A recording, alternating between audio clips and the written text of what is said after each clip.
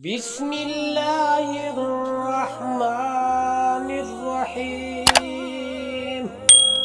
اللهم إنا نستعينك ونستغفرك ونؤمن بك ونتوكل عليك ونثني عليك الخير ونشكرك ولا نكفرك ونخلع ونترك من يفجرك.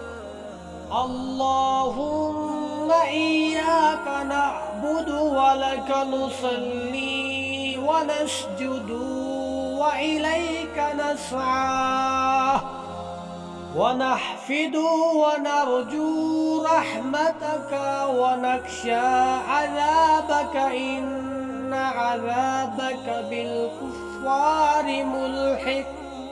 صدق الله.